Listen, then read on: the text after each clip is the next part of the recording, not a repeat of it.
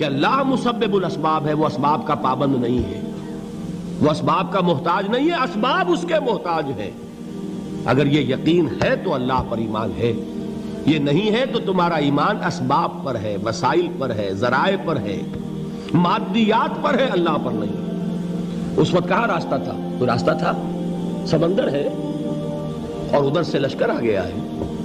کلا ان معی ربی سیہدین۔ اب دیکھیے ایمان کہہ دینا آسان ہے، ہوا معکم اینما کنتم، جہاں کہیں بھی تم ہوتے ہو اللہ تمہارے ساتھ ہوتا ہے، لیکن اس کا یقین قائم ہو جائے تو زمین و آسمان کا فرق واقع ہو جائے۔ یہی بات ہوئی حضور کے ساتھ۔ غار ہے، چھپے ہوئے ہیں محمد الرسول اللہ اور آپ کے وہ یار غار ابو بکر صدیق رضی اللہ تعالی عنہ۔ اقبال نے حضرت ابو بکر کی شان میں چند اشعار کہے صرف، لیکن واقعہ یہ ہے کہ بھاری بھاری نظموں پر اور قصیدوں پر بھاری ہے، طویل ترین نظمیں اور قصیدے ہوں ان پر بھاری ہے۔ ہمت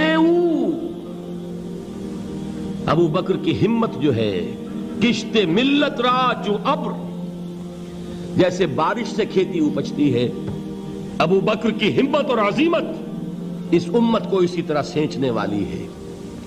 ثانیے اسلام و غار و بدر و قبر،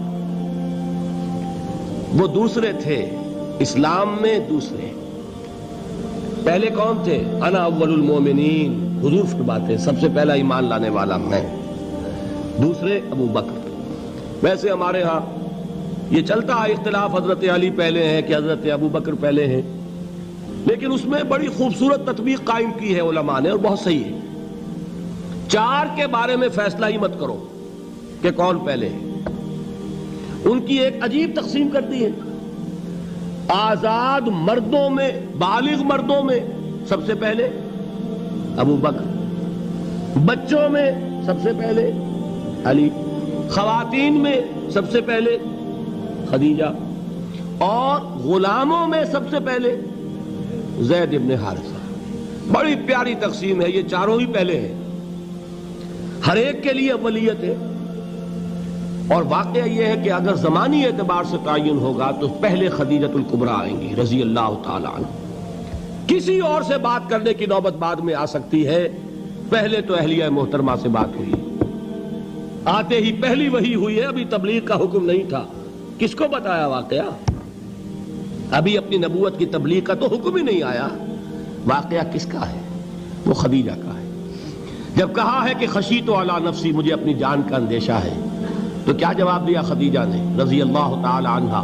وہ صدیقۃ الکبریٰ ہے۔ صدیقات جو ہیں خواتین، ان میں چوٹی پر خدیجۃ الکبریٰ ہے رضی اللہ تعالی عنہا، اور صدیق جو مرد ہیں ان میں صدیق اکبر ہے ابو بکر صدیق رضی اللہ تعالی عنہ، لیکن صدیقات میں چوٹی پر۔ جب حضور نے فرمایا خشیت علی نفسی، کیا فرمایا، کیا عرض کیا، کیسے تسلی دی؟ نہیں نہیں، اللہ آپ کو ضائع نہیں کرے گا، آپ غریبوں کے ہمدرد ہیں، آپ مساکین کے تکالیف رفع کرنے والے ہیں، آپ بیواؤں کی سرپرستی کرتے ہیں، آپ مسافروں کی خدمت کرتے ہیں، اللہ آپ کو ضائع نہیں کرے گا۔ یہ یقین ہے اس خاتون کے اندر۔ خیر وہ ایک علیحدہ بات ہو جائے گی۔ میرے دل پر حضرت خدیجہ رضی اللہ تعالیٰ عنہ کی شخصیت کا بڑا گہرا نقش ہے، جو وہ کوئی اور ہی وقت اور موقع ہوا تو بیان ہوگا۔ بہرحال اقبال نے ایک مصرے میں جو چار اولیتیں جمع کر دی ہیں، ہمتیں او کشت امت را چو ابر، ثانی اسلام و غار و بدر و قبر۔ اسلام میں حضور کے بعد پہلے کون؟ ابو بکر۔ غار میں حضور کے ساتھ کون؟ ابو بکر۔ بدر کی رات اللہ کا رسول سر بسجود، وہ جھاڑ، وہ گھاس پھوس کی جو جھوپڑی بنائی گئی تھی، اور وہاں تلوار ننگی لے کر پہرا دینے والا کون؟ ابو بکر۔ اور اس حجرہ عائشہ میں محمد کے بعد سب سے پہلے دفن ہونے والا کون؟ ابو بکر رضی اللہ تعالی عنہ صلی اللہ علیہ وسلم۔ وہ جو معاملہ میں سنا رہا تھا غار ثور کا، حضرت ابو بکر بھی حضور کے خیال سے لرز گئے ہیں. آپ کو یاد ہوگا کہ جا کر پہلے تمام جتنے سوراخ تھے انہیں بند کیا ہے. ایک سوراخ رہ گیا تھا جس کو بند کرنے کے لیے کوئی کپڑا نہیں تھا. وہاں اپنی ایڑی رکھی ہے. تب کہا ہے حضور سے تشریف لائیے, اور اپنے زانو پر حضور کو لٹایا ہے. اور وہاں کسی موذی جانور نے کاٹا ہے. حضور کی آنکھ لگ گئی تھی. اس وقت اس بل کے اندر جو بھی بچھو ہے کیا ہے واللہ عالم, اس نے کاٹا ہے. اس کی تکلیف کی وجہ سے ابو بکر کی آنکھوں سے آنسو ٹپک گئے.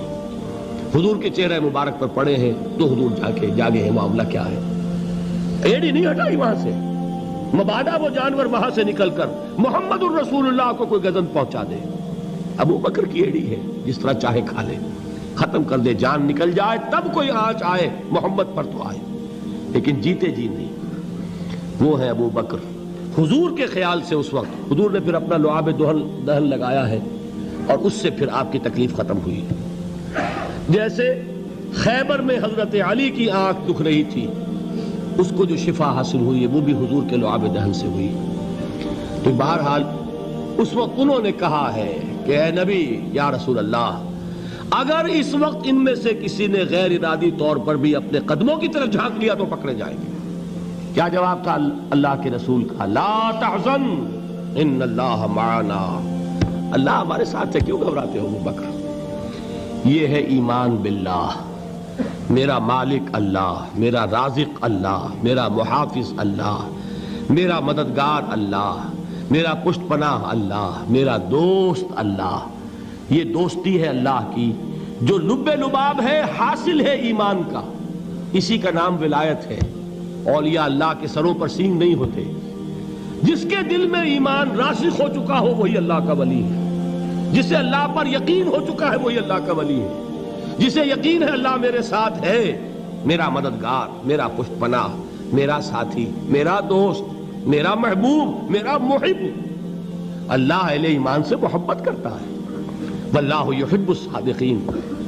ان اللہ یحب الذین یقاتلون فی سبیلہ صفا کانہم بنیان مرصوص. اللہ محبت کرنے والا, اہل ایمان محبوب, اور اہل ایمان محبت کرنے والے اللہ محبوب. والذین آمنوا اشد حبا للہ. آپ تصور کیجئے جسے یہ رشتہ ایمان یا رشتہ ولایت حاصل ہو جائے, الا ان اولیاء اللہ لا خوف علیہم ولا هم یحزنون. آگاہ ہو جاؤ, اللہ کے دوستوں کے لیے نہ کوئی خوف ہے نہ کوئی حزن ہے. اور میں بیان کر چکا تھا, خوف اور حزن کے خاتمے ہی کا نام امن ہے. زوال خوف, زوال حزن. یہ خوف اور حزن کیوں آتے ہیں بار بار؟ اللہ تخافوا ولا تحزنوا, دونوں آ گئے.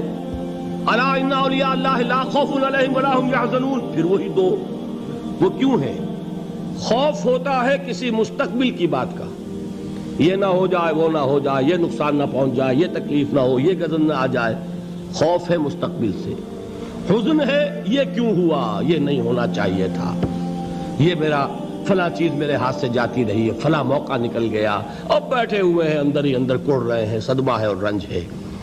اور جو اللہ پر ایمان رکھتا ہے وہ جانتا ہے ما اصاب من مصیبت فی الارض ولا فی انفسکم الا فی کتاب من قبل ان نبرأها ان ذلک علی اللہ یسیر لکی لا تعصوا علی ما فاتکم ولا تفرحوا بما آتاکم واللہ لا یحب کل مختال فخور. اس زمین میں یا تمہاری جانوں میں کوئی تکلیف, کوئی مصیبت نہیں آ سکتی سوائے اس کے کہ جو اللہ نے لکھ دی ہو, اس سے پہلے کہ وہ ظاہر ہو. جس کو یہ حقیقت معلوم ہو گئی اس کو یہ طرز عمل اختیار کرنا چاہیے. جو چیز چھن جائے, جاتی رہے, چھوٹ جائے, اس پر افسوس نہ کرو. کس نے چھینی؟ دوست نے. دوست کے فیصلے پر شکایت. دوستی کو بٹا لگا رہے ہو, سرے تسلیم خم ہے جو مزاج یار میں آئے. اگر دوستی ہے تو پھر تو تمہیں گردن جھکانی چاہیے کہ ہر چہ ساقی ماریخت عین الطافست, جو بھی میرا ساقی میرے پیالے میں ڈال دے اس کا کرم ہے. جو اس کی طرف سے آئے اس پر کوئی رنج نہیں, کوئی صدمہ نہیں, کوئی غم نہیں, کوئی شکایت نہیں, کوئی شکوہ نہیں. اور جو ہوگا وہ اس کے اذن کے بغیر نہیں ہوگا, اور اس کا اذن ہوگا تو یقیناً میرے لیے خیر ہی خیر ہے, چاہے وہ ناگوار شے ہو, بظاہر مجھے اچھی نہ لگ رہی ہو، میری شارٹ سائٹڈنس میں مجھے وہ نظر آ رہی ہے کہ میرے لیے بری ہے، لیکن قرآن نے کہا ہے عسیٰ ان تکرہوا شیئا وہو خیر لکم وعسیٰ ان تحبوا شیئا وہو شر لکم واللہ یعلم وانتم لا تعلمون۔ ہو سکتا ہے تم کسی چیز کو ناپسند کرو، درحال ہے کہ اسی میں تمہارا خیر ہو، اور ہو سکتا ہے تم کسی چیز کو پسند کرو، درحال ہے کہ اس میں تمہارا شر ہو۔ اللہ جانتا ہے، تم نہیں جانتے۔ جب مجھے یہ بات معلوم ہو گئی، میں نے اپنا معاملہ اللہ کے حوالے کیا۔ سپردم بے تو مایا خیش را تو دانی حساب کم و بیش را، اے رب جو تو چاہتا ہے وہ ہو، تیرے علم میں جو شے میرے لیے خیر ہے وہ ہو جائے، میری کوئی پسند نہیں، میری کوئی چاہت نہیں، یہ ہے راضی برضائے رب۔ اکبر الہ آبادی نے اسے کہا ہے رضائے حق پہ راضی رہ، یہ حرف آرزو کیسا، خدا خالق، خدا مالک، خدا کا حکم تو کیسا؟ جب میں آ گیا بیچ میں، میری پسند، میری مرضی، میری خواہش، میری چاہت، یہی تو شرک ہے۔ ما شاء اللہ کان وما لم یشاء لم یکن، جو اللہ نے چاہا وہ ہوا، جو اس نے نہیں چاہا نہیں ہوا، اختیار اس کا ہے، میرا تو نہیں۔ رضائے حق پہ راضی رہ، یہ حرف آرزو کیسا، خدا خالق، خدا مالک، خدا کا حکم تو کیسا؟ اقبال نے اسے کہا ہے فارسی میں، اب آپ کہیں اس کا ترجمہ بھی کرو تو وہ مجھے ذرا اس وقت کچھ بہت ہی بدذوقی کسی بات نظر آئے گی۔ جائیے پوچھئے کسی سے جسے فارسی آتی ہو، برو کشید ز پیچا کے ہست و بود مرا، چے اقدہا کے مقام رضا کشود مرا۔ مجھے تو تمام پیچ و خم سے نکال دیا اس مقام رضا نے، میں راضی برضائے رب ہوں، جو فیصلہ اس کا میں اس پر راضی۔ تو کہاں کا حزن اور کس کا خوف؟ یہی زوال حزن اور زوال خوف، یہی ہے امن، یہ نتیجہ ہے ایمان کا۔ تو جان لیجئے یہ ہے لب لباب، یہ ہے حاصل ایمان کا۔ یہ ہے تو ایمان ہے، یہ نہیں ہے تو